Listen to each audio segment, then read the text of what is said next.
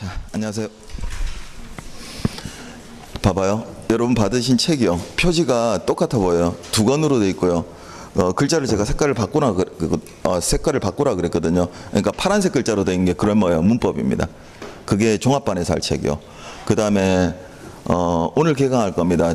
독해는 있을 때가 있고 없을 때가 있는데요. 이번에 나중에 시간표에 대해서는 다시 말씀드릴 거고요. 그 보랏빛으로 된 글자 써 있는 게 리딩입니다. 리딩이고요. 그러니까 책 헷갈리지 마세요. 책 헷갈리지 마세요. 그러니까 저도 1년에 한 번쯤이요. 다른 거 집어가요. 저도 모르게 학생들도 있어요. 그래서 굉장히 당황스러워요. 저야 뭐 밑에 책이 있으니까 다시 바꿔오면 되는데 학생들 잘못 갖고 오면 안 되니까요. 그죠?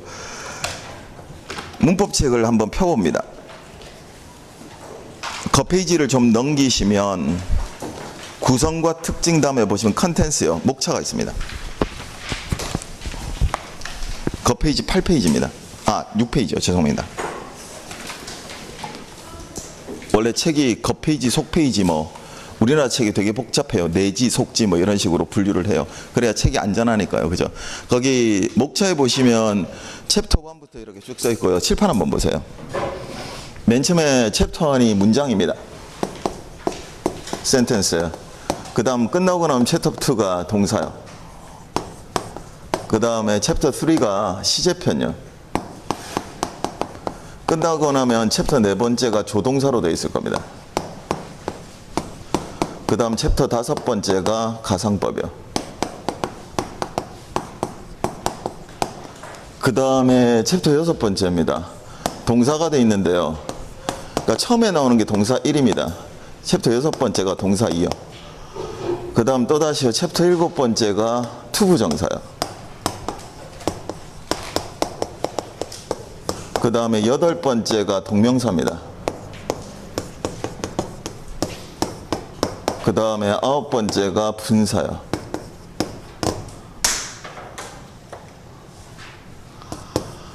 그 다음에 10번째가 수동태입니다. 수동문요. 끝나고 나면 챕터 11번째부터요. 제목이 똑같을 겁니다. 센텐스 앤 컨정션에서 문장과 접속사입니다. 문장과 접속사 1, 2, 3이 있습니다.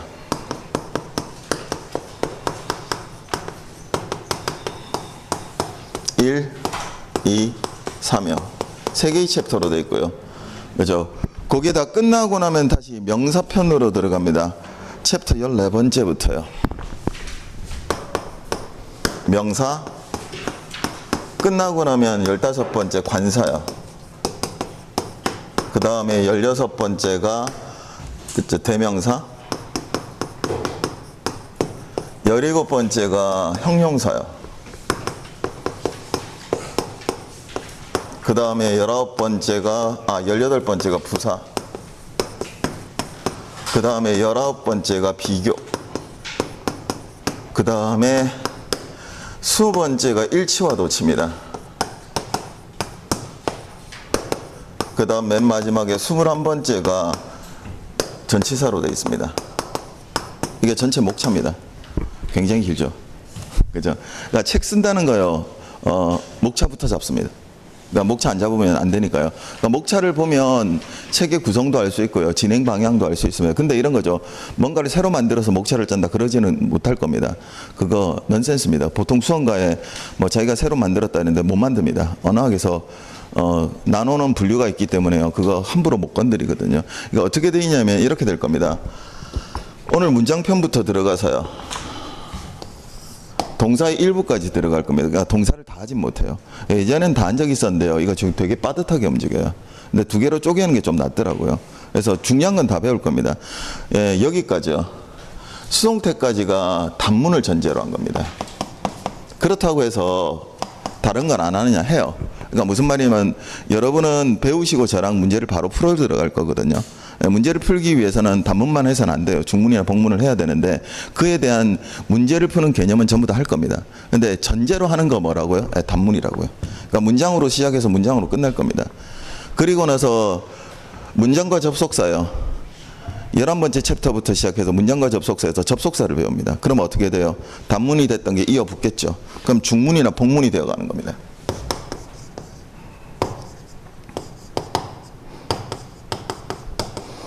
이게 끝나고 나면 여기까지가요. 문장의 전체를 볼 수라는 겁니다. 그러니까 한 문장을 놓고요. 그것이 단문이든 중문이든 복문이든 문장을 놓고 그것을 어떻게 볼 줄 아는 거죠. 그 안에 문법사항을 전부 다 볼 줄 아는 거예요. 문장을 이루기 위한요. 그러니까 이게 큰 그림을 보는 겁니다. 굉장히 중요합니다. 그러니까 이거는 어법 문제에서도 중요한데 영어 전반에서 무조건 중요합니다. 여기서 허술해지면 영어를 못 받들어가요. 예. 그리고 당연히 어법 문제는 이쪽을 심하게 냅니다. 근데 이런 거죠. 어떨 때 보면 이쪽 파트에서 나올 때도 많은데요. 수험가에서 오해하는 게 이쪽 파트가 많다고 느낍니다. 왜 그러냐면 여기서부터는 잘 봐봐요. 명사나 관사나 대명사나 형용사나 부사요. 여기까지요. 여기서부터 여기까지는 문장을 이루고 나서 문장 안에 들어가는 세부 항목들입니다. 그러니까 그것이 봐봐요. 한 단어이거나 두 단어 이상이 명사를 이룰 때, 관사를 이룰 때, 형용사나 부사를 이룰 때의 특징들이 있겠죠. 그 단어들의.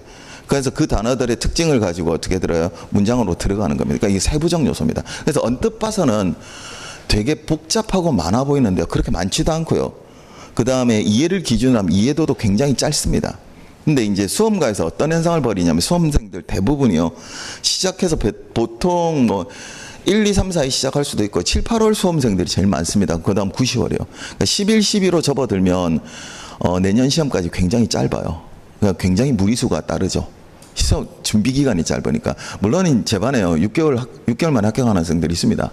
없다는 건 아닌데 그건 이런 거죠. 처음부터 작정한다고 되는 게 아니고요. 하다가 어떻게 해요? 그냥 마음 편하게 되는 거죠. 왜냐하면 열심히 하다 보니까 어떻게 해요? 덜커덕 시험에 붙은 거예요. 굉장히 마음 편합니다. 6개월 안에 붙으면. 실질적으로 6개월에서 8개월짜리가 제일 마음 편합니다. 왜냐하면 보통 6개월 수험생들은 이번에 붙는다는 생각을 별로 안 합니다. 그 대신 어떻게 열심히 하죠. 그러다 붙어버립니다. 근데 보통 1년 차나 10달 이상 하게 되면 시험이 다가오면 어떻게 해요? 심리적 압박감이 있겠죠. 고스란히 다 느낍니다. 그러니까 6개월 안쪽으로 붙는 학생들은 되게 마음이 편하죠. 극단적인 경우는 이런 경우도 있었습니다. 작년에는 없었고요. 재작년, 그재작년에요. 넉 달 만에요. 넉 달도 아니죠. 3개월 20 며칠 만에 붙어요. 있어요. 저번에. 그죠? 1월에 타고 와서 3월에 왔군요. 여기는. 3월에 와서 지방직 시험 붙고 나갔어요. 그런 경우 있어요. 맨 처음 시험 보고 와서는 안 될 것 같대요. 점수가 안 돼. 그러니까 작년하고 비교하니까 좀 안 좋은 거죠. 그래서 선생님 어떡하죠? 내년에는 7급을 할까요? 뭘 할까요? 막 고민하고 갔거든요. 그리고 며칠 있다 문자 왔어요. 붙었다고. 열심히 그 이후로 몇 번 찾아오더니 요즘 안 옵니다. 그죠? 안 와도 당연히 되는 거고요. 그죠? 그러니까 그 짧은 기간에 붙는 경우도 있는데 통상은 수험 준비 기간이 1년에서 1년 6개월 정도 걸립니다. 그거는 양도 있고 여러 가지. 그리고 여러 번 시험이 있잖아요. 1년에 한 번에 다 몰려 있잖아요. 그러니까 기본적으로 1년은 보셔야 되고요. 그러니까 7, 8월이 좀 좋고요. 9, 10월 정도 되면 한 10달 정도, 10달 조금 못되게 공부할 수 있거든요. 그러면 빠듯하긴 하는데 나쁘진 않습니다. 지금부터 열심히 들어가면 공부하기 제일 좋은 계절이니까요. 마지노 라인 안에 들어와 있다고 생각하시면 됩니다. 내년 시험을 공부하기요. 그러니까 이보다 더 늦으면 굉장히 괴로워집니다. 실질적으로. 양도 그렇고 그 다음에 공부를 받아들인 질이 있거든요. 그게요. 근데 이게 초기에 학생들이 수험생들이 대부분이에요. 영어를 굉장히 두 가지로 분류하는데요. 영어를 맨 처음에 두려워하거나 아니면 각각 점수 배점이 세 과목, 두 과목으로 여러분 나눠져 있잖아요. 그러니까 필수 세 과목은 배점이 같아요. 그러니까 똑같은 역량이니까 영어를 봐봐요. 뒤로 미룹니다. 왜요? 결국 똑같이 100점씩이니까. 근데 보통 미루면 안 합니다. 10중 8구 안 합니다. 그 다음에 영어를 쉽게 보는 경우가 있습니다. 이게 수험생들이 최근에 몇 년 사이에 이루어진 경향인데요. 그러니까 이런 거죠. 특히 노량진이 그럽니다. 단기 합격이 가능하다고 합니다. 단기 합격생이 없다는 건 아닌데요. 계속이요. 그러니까 예전에는 그런 상담을 절대로 안 했었는데 최근에 와서는 몇 년 동안요. 그러니까 노량진이 주범이라 그러더라고요. 그러니까 단기 합격생이 있다. 충분히 준비된 기간에 합격할 수 있다. 이런 식으로 짧게 이야기하는 겁니다. 넉 달 만에 아니면 6개월 만에 합격할 수 있다고요. 그렇게 되니까 학생들이 서두르게 되는 겁니다. 서두르게 되고 영어를 봐봐요. 제대로 배우고 제대로 익혀서 고득점을 받는 게 아니고 아주 얇게 들어가요. 그래서 뭐가 유행하냐면 간단합니다. 매일 1시간씩 10문제 푸는 이런 영어요. 몇 년 됐거든요. 그런 거 하면은 매일 10문제씩 풀어서 일주일에 사흘, 나흘 이렇게 하면 는다고 생각하는 겁니다. 물론 매일 영어를 공부하면 나쁘진 않습니다. 나쁘지 않은데요. 여러분이 영어 공부하실 양이요. 그렇게 만만치가 않아요. 근데 매일 배웠으니까 어떻게 돼요? 마음은 편하죠. 그 다음 진도도 없어요. 그런 것들은. 왜 그래요? 그냥 10문제를 랜덤하게 놓고 어떻게 풀어 들어가는 거니까. 그러니까 그거 굉장히 위험한 거거든요. 근데 그런 게 유행하다 보니까 어떤 식으로 되냐면 잘 봐봐요. 여기 있는 것들은 굉장히 오래 설명해야 되고요. 전체를 보고 알아야 되는 것들이에요. 근데 그런 10문제류나 혹은 단기적으로 들어가서 봐봐요. 영어를 미뤘거나 하는 학생들은 나중에 급해지잖아요. 그러면 이쪽에 치중합니다. 단편적이고 양이 많아 보이죠. 그래서 어떻게 이걸 잘하면 영어를 잘한다고 생각합니다. 여기서 문제가 안 나오는 것도 아닙니다. 그러니까 요행수를 바라는 거예요. 실질적으로요. 나중에 배워보시면 알겠지만요. 시간상으로도 두께는 얘가 두꺼워 보여도 시간상으로 금방 지나갑니다. 왜요? 아주 이해도가 짧아요. 그래가지고 이 문장 안에서 얘를 보기 시작하면, 그러니까 이걸 미리 배워놓으면 얘가 되게 쉬워요. 근데 수험가에서는 얘가 아주 많은 양처럼 보이고 얘에 치중하는 경우가 많습니다. 그러니까 골고루 해야 되지, 여기 있는 단편적인 항목에다가 몇 항목 가지고 문제 풀겠다 그러면 어떻게 해요? 넌센스로 빠진다고요. 그리고 여기 있는 것들이 단편적이기 때문에 아무리 이해를 해도 암기성이 있어 보여요. 그래서 그런 식으로 생각합니다. 이건 조금 조심하셔야 됩니다. 그러니까 특히 9월, 7, 8월 수험생도 좀 그런 현상이 있고, 9월 수험생들 중에 영어를 자꾸 미루다가 나중에 1월쯤 되면 급해지니까 이렇게 공부를 해요. 있어요. 그 다음에 제대로 배우지 못했던 이제 좀 오래된 학생들요. 영어를 단편적으로 하면 된다고 생각하는 거예요. 물론 이런 겁니다. 여러분 국어나 국사 배우는데도 시간 꽤 오래 걸리고요. 기본서를 배우는데도 그걸 반복한 다음에 암기를 하든 이해를 하든 간에 그것을 담수화시키는 데는 시간이 걸리거든요. 영어도 못지 않습니다. 그러니까 만만치 않은 건 작업이니까 단편적으로 생각하지 마세요. 그죠? 그러니까 이 안에 부분들은 전부 다 뭐냐면, 그래서 부사까지요. 이 단편적인 항목이 어떻게 문장 안에 들어가는 것들이에요. 그래서 굉장히 빨리 끝날 겁니다. 생각보다. 그 다음 끝나고 나면 비교인데요. 이 비교는 위치가 좀 애매합니다. 그러니까 뭐 여기다 넣어도 되고요. 뭐 당장 오늘 시작해도 문제 푸는데 이상 없습니다. 이해되고요. 근데 이게 이 위치를 잡는데 대부분의 수험생가 형용사 부사 뒤에 놓습니다. 왜냐하면 형용사 부사가 쓰이긴 해요. 근데 그게 치명적이진 않거든요. 그래서 뭐 보통 수험사하고 다르지 않도록 여기 넣은 거고요. 그 다음 일치와 도치로 들어가면 문제가 굉장히 많을 겁니다. 특히 최근 기출문제요. 매 챕터마다 액츄얼 테스트라고 문제가 있고요. 대부분 여러분 기출문제로 이루어져 있습니다.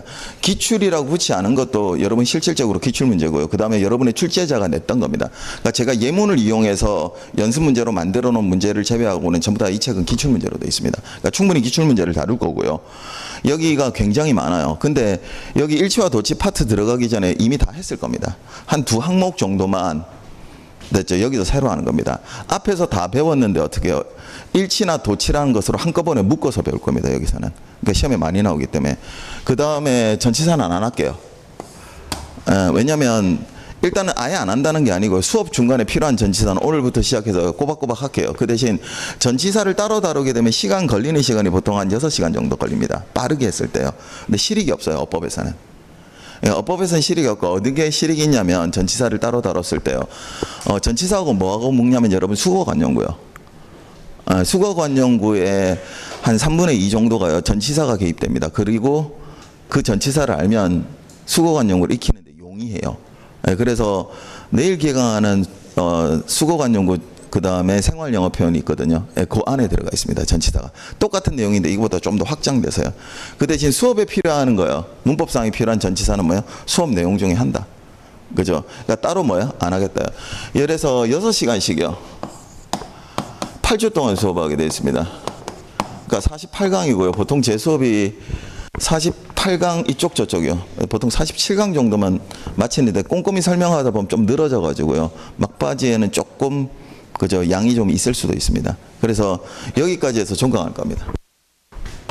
됐죠? 그러니까 제가 슬러버스나 이런 거 있는데요. 여러분하고 안내서 딱 보고 이런 강의 할 거예요. 그런데 여러분 처음 앉아 계시잖아요. 그거 읽어봤자 무슨 내용인지 몰라요. 그죠? 진도도 맞춘다 그래도 수업의 진척도에 따라 조금씩 차이가 날 수 있고요. 그죠? 그러니까 목차를 보시면 전부 전체를 알 수 있고요. 소목차까지 잡혀 있으니까 나중에 필요할 때 찾는 데는 도움이 될 겁니다. 그렇죠? 자, 그래놓고 조금 더 넘기시면 속페이지가 나옵니다. 속페이지 2페이지에 챕터 1요. 센텐스를 피시고 칠판 봅니다. 여러분 영어 개강하기 전에 다른 과목 이미 개강해서요. 공무원 수업이 어떻고 시험이 어떻고 이런 것들은 상담할 때 다 들었으니까요. 일반적인 것들은 안 할게요. 그 다음 영어에 필요한 것들은 수업 중간에 넣을게요. 이거 1시간 잡아먹으면서 이래요 저래요 이렇게 이야기하다 보면 시간 다 지나가 버리고요. 재미도 없잖아요. 그럼 일주일 내내 뭐만 한 거예요. 그죠? 공무원 그저 수험 준비란 이렇게 해서 무슨 과목은 어떻고 이런 것만 개요만 하게 돼 있잖아요. 그러니까 그건 안 할게요. 그저 2페이지를 펴시고 칠판 봅니다. 잘 봐봐요. 이렇게 시작됩니다. 단어부터 시작합니다. words예요. 이 단어가 합쳐지면 문장이 됩니다. 이걸 센텐스라고 합니다. 이 문장이 또다시 합쳐지면 문단이라는 게 됩니다. 이걸 패러그래프라고 합니다. 그 다음에 문단이 합쳐져서 커다란 글이 되는 장문이 됩니다. 컴포지션이요.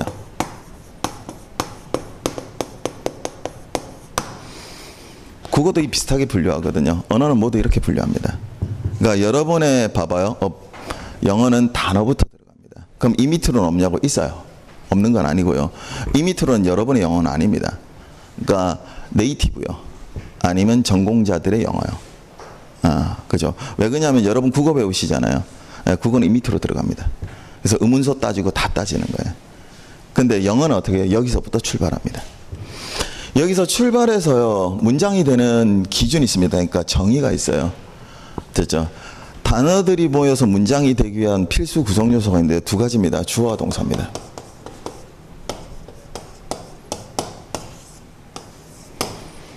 그러니까 예외적 경우를 제외하고는 봐봐요.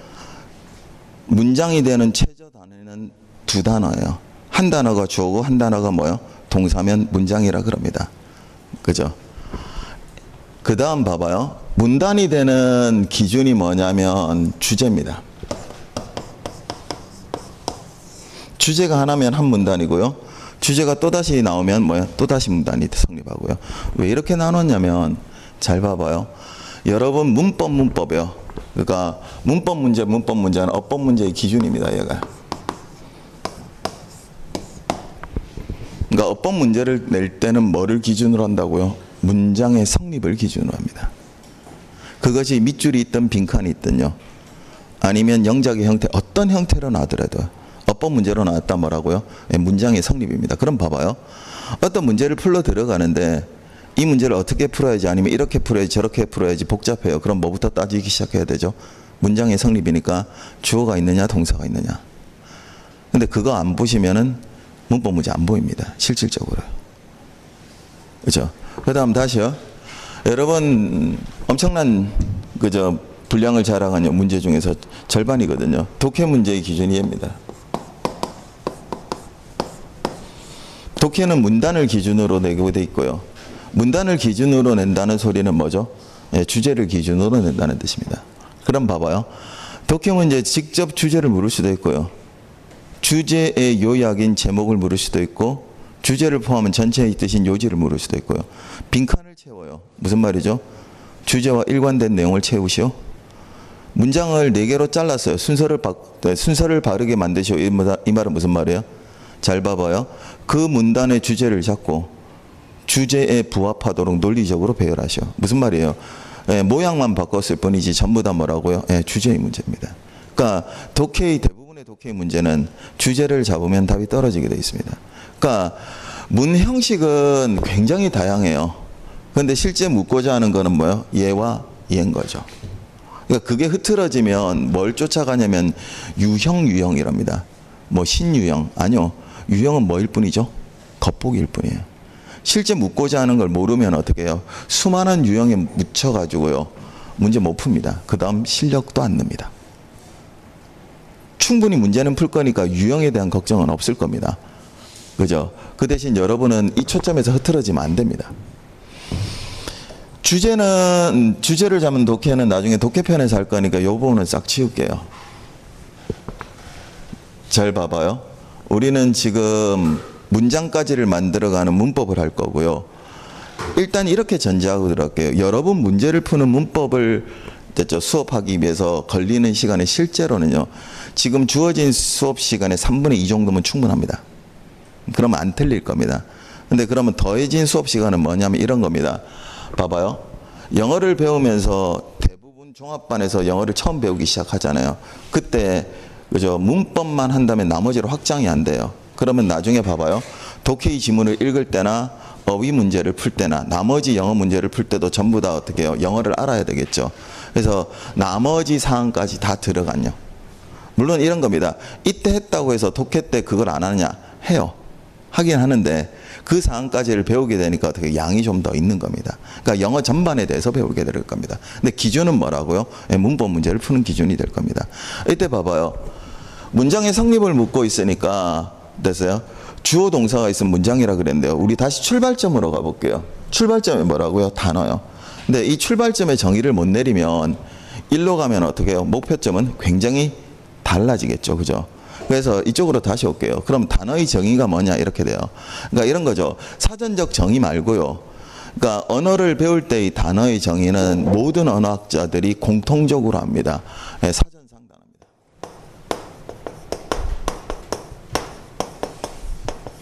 그러니까 사전에 등재된 단어요. 무슨 말이냐면 이런 거죠. 언어는 영어가 됐든 우리말이 됐든요. 언어는 모두 현상학입니다. 무슨 말이냐면 언어가 먼저 존재하고요. 그 언어를 어떻게 배우거나 익히죠. 이해되셨어요? 그러니까 봐봐요. 언중이 그 말을 계속 써요. 그럼 없던 말도 어떻게 해요? 말이 생기는 거 맞죠? 이해되셨어요? 그럼 있는 말인데 언중이 안 써요. 그럼 어떻게 해요? 그 말은 고가 되거나 시간이 지나면 어떻게 폐기가 돼버린다고요. 그죠? 그걸 지탱해주고 표시해주는 게 뭐예요? 사전이요. 이게 사전의 편찬이 활발한 언어들은 사정상 단어가 맞고요. 물론 사전마다 어떻게 해요? 기준도 다양합니다. 근데 우리나라 같으면 사전의 편찬이 활발하지가 않아요. 그다음 그러니까 우리나라 언어에 대한 연구가 그렇게 오래되지 않아서 그래요. 당연히 뭐 해방 전후로 해서 기본적으로요. 그죠? 한글에 대한 연구를 했기 때문에 그죠? 그 연구소 숫자도 적고 사전의 편찬은 더 적어요. 왜냐하면 사전 편찬하는데요. 막대한 됐죠. 돈이 들어갑니다. 인력도 들어가고. 그러니까 그게 제대로 안 되니까 사전의 편찬이 적어요. 그래서 다른 나라도 비슷한 게 있는데요. 우리나라는 여러분 국어 하시면 나중에 국립국어원을 자꾸 들먹일 겁니다. 예, 그 국립국어원에서 어떻게 해요? 이번에 이거는 단어예요? 아니요를 채택합니다. 그러니까 사전 편찬이 활발한 쪽에서는 어떻게 해요? 사전에서 그거라는 거죠. 그럼 사전상에 있는 거에 단어예요. 그러면 여러분 아시는 얘 단어입니다. 더. 얘도 단어고요. boy. 됐어요? 북도 단어입니다. 이런 단어들이 모여서 잘 봐봐요. 문장이 될 때요. 그걸 뭐야? 배우는 거라고요. 이때 문장이 될 때 주어 동사가 있어야 되니까요. 우리 주어가 되는 말을 배우면 되겠네요. 주어가 되는 말의 대표적인 말이에요. 명사구입니다. 괄호 묶은 거는 선택적이란 말입니다. 됐어요? 주어가 되는 말의 대표적인 말이 뭐라고? 명사구요. 됐어요? 잘 봐봐요. 용어 하나가 나왔네요. 구요. 그렇죠? 구는 뭐냐면 잘 봐봐요. 단어에서 문장으로 끌고 올 때요. 생각보다 굉장히 복잡합니다. 아마 이거 바로 오게 되면 모든 언어학자의 꿈일걸요. 아무도 못 옵니다. 그래서 굉장히 복잡한 과정, 어느 쪽으로 보느냐에 따라 이게 학파도 나뉩니다. 언어를 볼 때. 실질적으로 우리말도 그렇거든요. 잘 봐봐요. 단어에서 문장으로 올 때요. 복잡한 과정을 거치기 때문에 꼭 두 가지는 하셔야 되는데요. 그 중에 그저 하나가 구고요. 하나가 절이란 개념입니다. 그렇죠? plays하고 close요. 구부터 먼저 하자고요. 그래야 여기 쓸 수 있으니까요. 그럼 잘 봐봐요. 구는 단어를 떠난 개념입니다. 맞죠? 그 다음에 문장 안의 개념이요. 그 말은 무슨 말이냐면 잘 봐봐요. 문장 안에서요. 두 단어 이상이 하나의 역할을 할 때 그걸 뭐라 그런다고요? 구요. 그러면 봐봐요. 명사구가 주어가 된다 했으니까 명사가 되는 구요. 이해되셨어요? 그럼 봐봐요. 명사는 언어 생활하려고 어디에다 이름 붙인 말요. 그러니까 보이도 북도 명사입니다. 맞죠? 그럼 제가 이렇게 써볼게요. 보이란 말을 놓고요. 앞에다가 더 아니면 아니면 this를 붙여볼게요. 그럼 잘 봐봐요. 어보이가 됐든 더보이가 됐든 디스보이가 됐든 이 두 단어들이 각각 뭉쳐서 뭐요? 명사를 이루는 거 맞죠? 이거 보고 뭐라 그런다고요? 명사고요. 자, 일로 올게요. 잘 봐봐요. 이거 굉장히 중요해요. 명사구가 되는 게요. 맨 처음에 명사 있어야 됩니다. 이 명사 앞에요. 필요할 때 형용사가 돼서 붙어서요. 뒤에 있는 명사를 꾸며줄 수 있습니다. 그 다음 봐봐요. 한정어라는 걸 할 겁니다. 일단 한정어를 먼저 결론적으로 끄집어내고요. 그 다음 이야기할게요. 그죠? 이야기하기 전에 잘 봐봐요. 우리 아까 중간에 제가 이야기 안 한 게 있는데 중간에 하다가 이야기하려고요. 저랑 두 가지만 지키시면 되거든요. 모든 수업이 똑같은 룰이 있어요. 첫 번째요. 예습하지 마십시오. 미리 책 받아가신 분 거의 없을 건데요. 책이 저번 주 금요일인가 도착했을 거니까. 그래서 보통 제가 몇 월 기준이에요. 저기 9월 기준으로 새 책을 매년 쓰거든요. 그러니까 수험서는 기본적으로 매년 새 책이 나와야 됩니다. 예, 그다음 왜냐하면 기출문제도 들어가야 되고요. 달라진 경향도 그죠 안에 들어가야 되니까 매년 새 책이 나오고요. 미리 받아가신 분이 그래서 별로 없을 겁니다. 미리 받아갔던 안 갔던 넘겨보시면 안에 무슨 내용 할지 모르잖아요. 그럼 봐봐요. 제가 1시간 수업할 것을 여러분이 예습을 해요. 그러면 1시간 더 걸릴 수도 있고요. 그보다 더 오래 걸릴 수도 있습니다. 그러면 어떻게 돼요? 효율적이지 못하죠. 그러니까 예습하지 마세요. 예, 그리고 이 책은 예습하게끔 써진 책이 아닙니다. 그러니까 제가 예습하는 거 별로 안 좋아합니다. 그죠? 그 대신 봐봐요. 복습은 하세요. 다시요. 복습은 2번 하세요. 2번 이상이요. 어떻게 복습하시냐면 봐봐요. 첫 번째 복습은 영어를 배우고요. 오늘 배우고 24시간이 지나기 전에요. 첫 번째 복습하세요. 이때 첫 번째 복습은 이렇게 하세요. 잘 봐봐요. 아주 꼼꼼히 들어서 막 이러지 마시고요. 이런 거 배웠고 이게 이런 말이었고 이런 문제 풀었고. 이해되셨죠? 그러니까 쭉 편안하게 보세요. 왜 그러냐면 이해가 됐던 암기가 됐던 인간은 누구나요. 습득하고 있는 것을 망각해요. 이 망각의 시간이 굉장히 짧아요. 예, 생각보다 망각을 가져오는 시간이 짧아요. 근데 첫 번째 복습을 하면요. 얘를 이어가요. 그러니까 첫 번째 복습은 반드시 해주세요. 그 다음 두 번째 복습은요. 다음 영어 시간이 되기 전까지요. 제발 부탁드리는데 여러분 시간상 시간이 부족하진 않는데요. 넉넉하진 않아요. 지금 9월 수험생들은 내년 4월하고 6월에 시험 보기까지요. 그러니까 제가 하라는 건 좀 해주십시오. 안 그러면 나중에 굉장히 힘들 겁니다. 왜 그러냐면 여기 수험가가 1월 되면요. 엄청난 양을 쏟아냅니다. 저는 1월에 엄청난 양을 쏟아내는 성격은 아닌데요. 왜 그러냐면 계속 어떻게 된 게 저기 다른 수험가 있다가 공무원 수험가에 와서 제일 이해 못하는 게 그거였거든요. 계속해서 뭐 기본 이론 무슨 뭐 이런 식으로 미루다가 1월부터 막 문제도 풀고 뭐도 하고 이래서 양을 쏟아내요. 여러분 뒷감당을 못해요. 거기다 영어가 끼어든다고요? 예, 영어를 하면 나머지를 못할 거고요. 맞죠? 나머지를 하면 어떻게 돼요? 영어를 못하게 될 거예요. 그러니까 여러분한테 지금 주어진 거는 지금부터 시작해서요. 올 연말까지요. 그때가 가장 여유가 있을 거예요. 그나마. 그죠? 그러니까 제가 하라는 건 좀 해주십시오. 안 그러면 나중에요. 뒷감당 못하게 될 겁니다. 그렇다고 제가 저 영어 말고 다른 쌤들의 수업법이나 이런 걸 간섭할 수는 없잖아요. 그러니까 다른 쌤들이 모두 그러고 있으니까 어느 학원이나 다 거의 비슷하거든요. 그러니까 영어를 하는 제가 어떻게 해요? 그걸 피해가는 수밖에 없어요. 물론 그리고 영어 점수를 미리 확보하지 않으면 어떻게 해요? 수험 생활을 하기 되게 힘들어요. 그러니까 2번 복습하는 건 진짜 제발요. 게을리하지 마세요. 이것만 하시면 매번 출석하고 수업 듣고요. 이 2번 복습만 하면 영어 점수 오른 건 제가 책임을 질게요. 요것만 제발 지켜주세요. 그 다음에 필기 안 하셔도 좋습니다. 이거 필기하라고 쓴 책이 아닙니다. 그러니까 불안은 할 거예요. 왜냐하면 제 수업 말고는 전부 다 필기할 거니까요. 그죠? 근데 저는 필기를 수업이라 안 보거든요. 그러니까 필기하시면 안에 다 있을 겁니다. 그러니까 집에 가면 어떻게 돼요? 이거 왜 썼지? 이런 생각이 들 겁니다. 이 책 제가 쓴 거고요. 전부 다 써놨습니다. 필요한 거는. 아마 2달 수업하는 동안 이거 쓰실래요? 아마 2번도 이야기 안 할 겁니다. 그리고 저는 이해식 수업해요. 그래서 이거 외우세요. 이런 소리도 몇 번 안 합니다.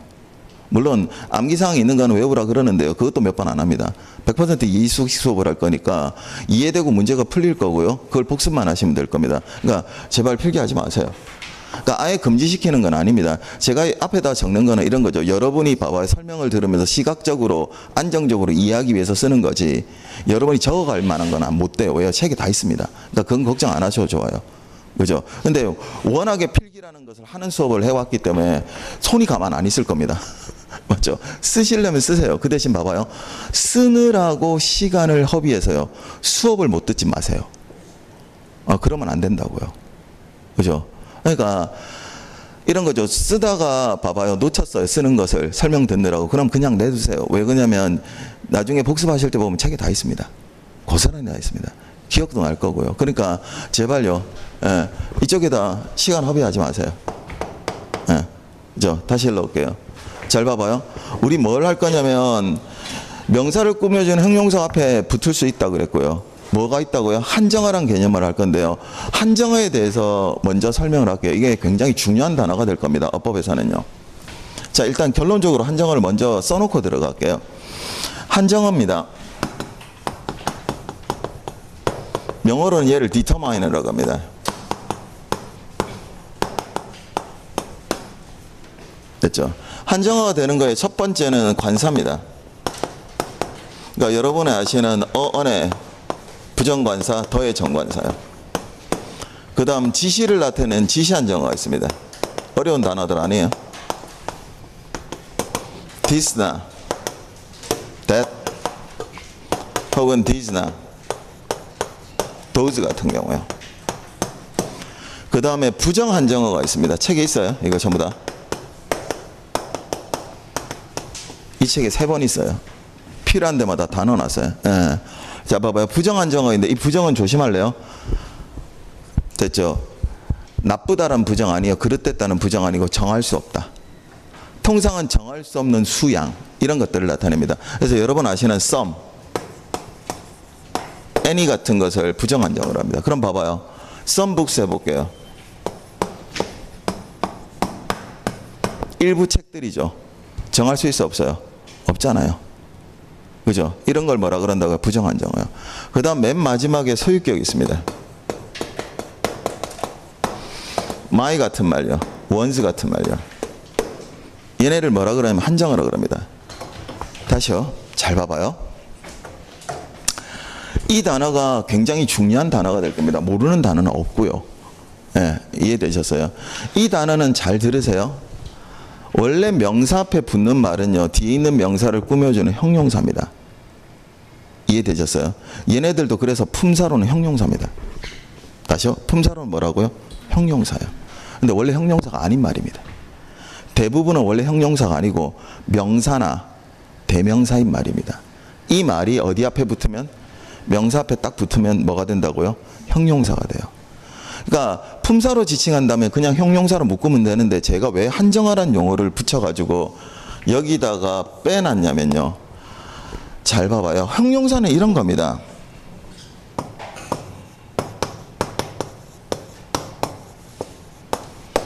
A kind man에서요. kind이 뭐예요? kind가 형용사 맞죠? 착한 사람이요. 맞죠? 착하다는 뜻으로 얘를 꾸며줘요. 이해되셨어요? 근데 한번 봐봐요. 제가 this man 해볼게요. 이 사람이죠. 맞죠? 아니면 이 남자 이렇게 될 거예요. 그러면 봐봐요. 얘가 가진 뜻으로 지금 꾸며져요? 아니야. 한정어들은 형용사 자리에 딱 가서 형용사의 역할을 하더라도 형용사는 원래 가진 고유의 뜻이 있고요. 얘네들은 형용사처럼 원래 가진 고유의 뜻이 있다 없다? 없다고요. 원래 형용사가 아닌 단어니까. 그래서 봐봐요. 뒤에 나오는 명사의 특정과 불특정을 정해줍니다. 다시요. 특정 아니면 뭐요? 불특정을 정해준다고요. 그러니까 봐봐요. 다시요. some books가 되면 어떻게 해요? 불특정해집니다.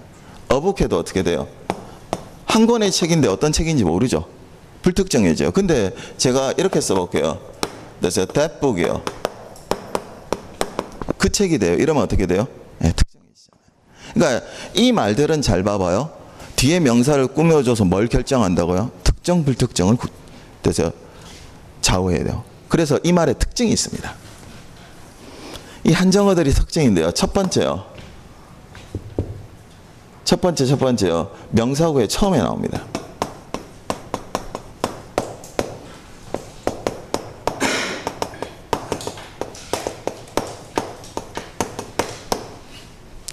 두 번째입니다. 예외는 있어요. 원칙적으로요.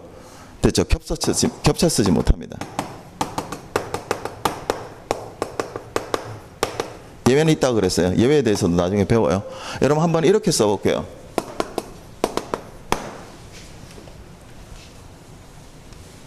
칠판이 작다. 잘 봐봐요.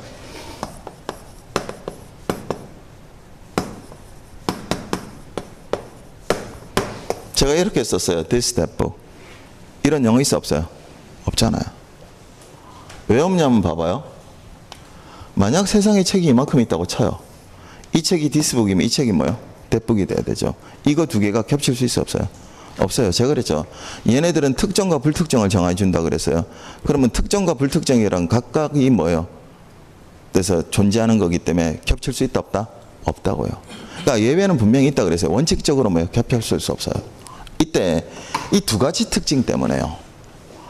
예외적 경우를 제외하고는 한정은 하나만 나올 거고요. 그 한정은 명사에 어디에 온다고요? 처음에 나온다고요.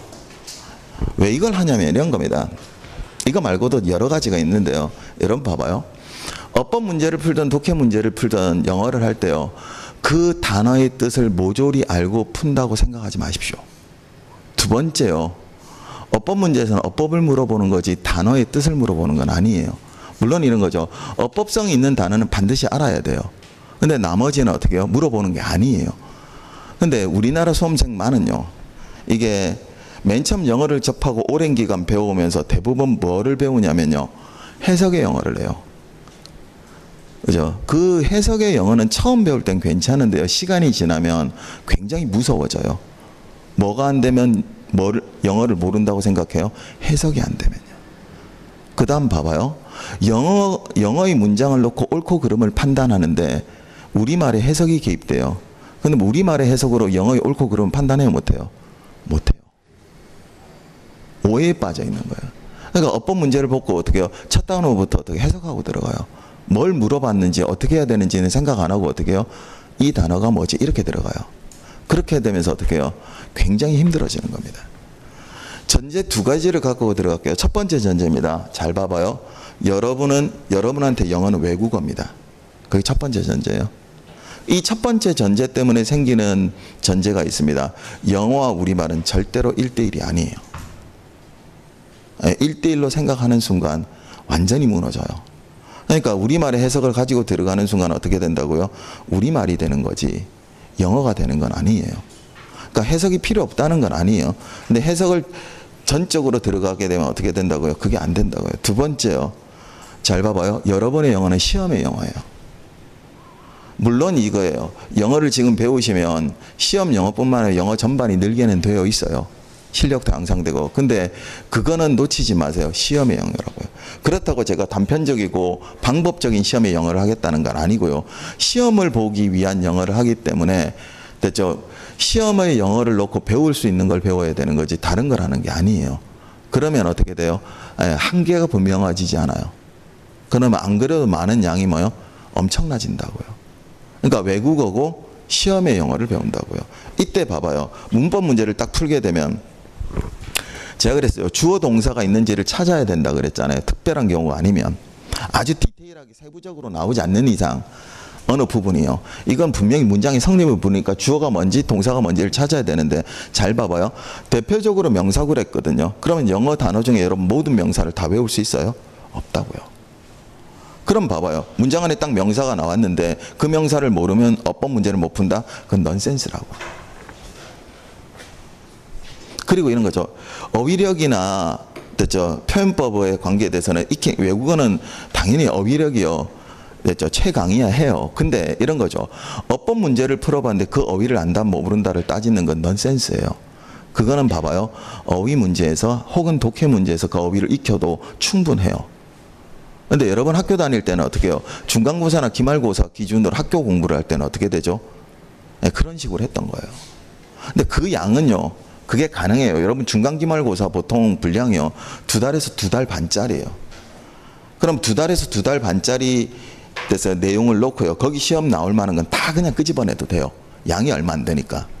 그죠? 근데 지금 여러분이 보신 시험은 어떻게죠? 예, 영어 전반이에요. 그냥 문제의 수만 20문제일 뿐이에요. 작아 보이는 거지. 영어 전반이라고요. 전반을 놓고 다 잘해야 어떻게 해요? 고득점이 나와요. 근데 여러분 중고등학교 때 중간기말고사 식으로 공부하면 는다 안 는다? 안 는다고요. 못하는 거예요 그게. 그저 그러면 아예 안 되냐? 아니요. 될 수도 있겠죠. 근데 아마 어마어마한 시간이 필요할걸요. 예. 그 다음 두 번째요. 진척도를 못 느껴요. 그러면. 내가 잘 되고 있다, 잘하고 있다, 배웠다 이걸 못 느껴요. 그러니까 그게 안 되니까 노량진에서부터 유행하기 시작한 게 그거예요. 그죠? 매일 뭐요? 10문제씩 풀면 는다고요. 왜요? 2달 수업을 했으면 봐봐요. 어법이 늘어야 되고요. 맞죠? 2달 수업을 했으면 독해가 늘어야 되고 2달 수업을 했으면 2달에 여러분 한 번씩 개강을 하니까 어휘 실력도 붙어야 돼요. 완전치는 않더라도. 맞죠? 근데 중고등학교 때 식으로 계속해서 수업을 하다 보니까 2달이 지났는데 진척도가 없는 거예요. 하긴 했는데 뭐요? 나는 어법은 그대로인 것 같고 독해 실력은 하나도 달라지는 것 같고요.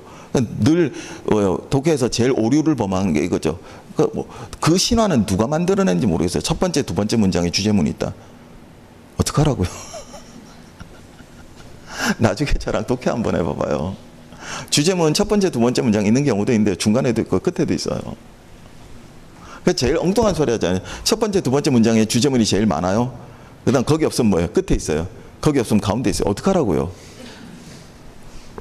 말도 안 되는 소리를 하는 거예요. 어법도 마찬가지예요. 그러니까 2달에 진척도가 없으니까 이런 거죠. 영어는 매일 해야 돼. 그래서 매일 조금씩 해야 된다고 이야기합니다. 왜요? 2달 배우고 나서 학생의 실력이 안 늘었으니까. 여러분 저랑 영어 하시는 분 중에요. 10년 동안 영어라고는 안 보다가 그죠? 그 10년 전에 기억을 가지고 옵니다. 그래도 늘고요. 그래도 고득점 나옵니다. 매일 해야 되냐고요? 아니요. 전 절대로 학생들한테 매일 하는 거 안 권합니다. 매일 할 시간도 없을 거고요. 매일 잘못하면 매일 하는 흉내만 내는 겁니다. 학생들한테 시간표를, 계획표를 받습니다. 요즘 상반기 학생들하고 그 다음에 7, 8월 학생들은 계획을 잡는 게 맞거든요. 그래서 계획 잡으세요. 그러니까 학원들마다 여기도 마찬가지고요. 학생들이 계획표를 잡아옵니다. 그러면 제가 이렇게 봐주는데 뭐 크게 볼 건 없어요. 왜요? 계획표를 짠다는 자체가 계획성을 만드는 거니까요. 그래서 가을부터는 뭐예요? 계획적으로 들어가야 돼요. 여러분도 그냥 다음 주 짜오시면 됩니다. 그럼 제가 봐드릴 거니까요. 그때 제일 암울한 시간표가 뭔지 아세요? 매일 아침에요. 예, 1시간씩 영어 단어, 영어 단어요. 특히 7, 8월에 어휘 수업을 했거든요. 예, 그래서 내가 아직 종강할 때는 그 소리를 하는데 종강을 안 한 학원에서는 똑같이 옵니다. 예, 8시부터 뭐 9시까지 하면 7시부터 8시까지 그렇게 아침 일찍 와서 단어 뭐요? 학교에서 그렇게 하라고 했던 거죠. 옛날에 중고등학교 다닐 때요. 제가 그럽니다. 이거 뭐냐고. 유치원생 시간표를 갖고 왔냐고. 말도 안 돼요. 여러분 1시간 동안 영어 단어를 외우겠대요. 그럼 1시간이면 봐봐요. 책 피고 맞죠? 영어 단어를 외우기 위해서 집중도 있게 들어가고요. 그 다음 1시간이 지났으면 빠져나와야 되죠. 아마 잘해야 30분 할걸요. 하다 말겠다는 뜻이에요. 근데 마음 편하죠. 매일 조금씩 했으니까. 이틀에 한 번씩 해도 안 잊어버려요. 영어는 뭐 매일 해야 감각. 여러분 영어 이때까지 영어를 배우면서 감각을 물어본 적 있으세요, 여러분? 혹시 어감을 물어봤어요, 여러분한테? 감상과 평가의 부분이 있어요. 그런 거 안 물어봐요. 안 되는 걸 전부 다 어감이니 뉘앙스니 이런 걸로 뭉개버린 겁니다. 절대로 그런 거 안 물어봐요, 시험에. 없어요. 그러니까 여러분이 쭉 가져온 공부법에서요. 잘못된 부분이 있어요. 그 다음에 이런 거요. 잘못됐다기보다 이런 거죠. 좋지 못한 게 있어요. 그럼 그걸 개선하고 바꾸고 여러분한테 맞춰가야 되죠. 그죠? 근데 그 이전의 것을 고집한다고요? 안 될걸요. 여러분 봐봐요. 이전에 쭉 해오다가 이때까지 해서 영어가 만족 못했죠. 그럼 그걸 계속해서 열심히 하면 영어 잘 될까요? 결론은 났네요. 잘못됐다는 거예요. 근데요. 수험가에 많습니다. 고집 센 학생들. 그 대신에 어떻게 자기는 열심히 할 수 있대요. 죄송한데 열심히는 다 해야 돼요. 잘 하셔야 됩니다. 열심히만 하면 절대로요. 시험 공부는 안 됩니다. 잘하는 거예요. 잘하는 게 열심히 하는 거예요. 근데 학생들은 열심히 합니다. 예, 그래서 아침 일찍부터 밤늦게까지 난 열심히 했는데 왜 안 되죠? 예, 열심히 해서 그렇습니다. 왜 그래요? 아침 일찍 옵니다. 밤늦게 가고요. 매일 앉아 있습니다. 공부해야 하나요? 네, 안 합니다. 많아요, 수험가에서. 그러니까 공부하는 버릇을 잘못 들인 거예요. 제발 말씀드리는데 2달 동안요. 공부하는 버릇을 잘 들이십시오. 그죠? 수험생이 먼저 되시고요. 그걸 잘못하면 매일 열심히 하고, 그죠? 제대로 하는 게 아니죠. 무너집니다. 딱 하나만 하세요. 여러 가지 이야기하면 너무 길어지니까 딱 하나만 할래요. 잘 봐봐요. 책상에 앉아서는요. 특히나 수업 들을 때뿐만 아니고요. 뭐 여러분 뭐 집에서든 혹은 열람실이든 도서관이든 책상에 앉아서는 공부만 하십시오. 공부 이외의 것은 책상에 앉아서 하지 마십시오. 첫 번째요. 그 다음 공부가 하기 싫으면 책상에서 일어나십시오. 왜 그러냐면 여러분은 책상에 앉아있는 선수들이십니다. 왜요? 학교 다닐 때 선생님이 앉아라도 있어라. 그 다음 어떻게 해요? 밤 10시까지 붙잡아 놓고 어떻게 해요? 전 세계에서 우리나라밖에 없죠. 예, 야간 자율이 아니죠. 억지 학습을 시키고 이래서 앉아서 모든 걸 다 할 수 있습니다. 엄청난 능력을 갖고 있어요. 근데 앉아있다고 공부되는 거예요? 아니에요? 아니죠. 그거 괴롭거든요. 몸도 힘들고. 그럼 왜 이 소리를 하냐면 책상에 앉아서 공부만을 한다고 하고요. 그걸 몸에 익히시면 잘 봐봐요. 책상에 앉아있는 동안은 어떻게 해요? 공부를 한 거 맞죠? 그 다음에 나머지는 뭐예요? 공부를 안 한 거죠. 예, 공부했다 안 했다가 분명해질 겁니다. 안 그러면 분명해지지 못해요. 그러면 어떻게 해요? 자기 스스로가 어떻게 해요? 공부를 많이 했다고 착각하게 됩니다. 굉장히 오류범합니다. 그거 하나만 하세요. 자, 잘 봐봐요. 어떤 단어 잘 봐봐요. 어떤 단어가 명사인지 몰라도 잘 보세요. 여기 있는요. on이나 this나 됐어요. my 같은 이런 말로 시작됐어요. 그럼 뭐예요? 뒤에 나오는 말은 명사라고요. 잘 보세요. 좀 이따도 배우는데 영어는 위치가 굉장히 엄격하거든요. 여러분 저랑 2번째 달에 이런 걸 배웁니다. the reach라고요. 맞죠? reach는 형용사죠. 근데 그 앞에 뭐가 있어요? 더가 있죠. 한정어죠. 한정어는 뭐 앞에 붙인다 그랬어요? 명사 앞에요. 그럼 이 reach를 뭐로 만들겠다? 명사로 만들겠다. 그래서 이걸 부자들로 배웁니다. 이해되셨어요? 그러니까 이 한정어의 위력은 여러분이 어법 문제를 풀 때요. 명사구를 구분하는 가장 큰 힘이 될 겁니다. 이거 말고도 여러 개 갖고 있고요. 됐죠? 이때 봐봐요. 명사구와 같은 말이 대명사입니다. 대명사는 뭐예요? 당연히 명사를 뭐예요? 받아오는 말이니까요. 같은 말이에요. 그러니까 주어가 되는 말은 원칙적으로 잘 봐봐요. 대표적으로 명사고 그와 같은 말이 뭐예요? 대명사. 이거 말고도 많아요. 그 많은 거에 대해서는 차곡차곡 배울 거니까 걱정하지 말자고요. 자, 이제 우리는 봐봐요. 주어가 되는 말을 했어요. 10분 쉬었다가요. 동사가 되는 말을 할 건데 굉장히 쉽습니다. 근데 얘가 가진 요 2가지 힘을 배울 건데요. 이 2가지 힘이 여러분의 영어 전반을 좌우하게 될 겁니다. 10분 쉬었다가 계속 이어가도록 하겠습니다.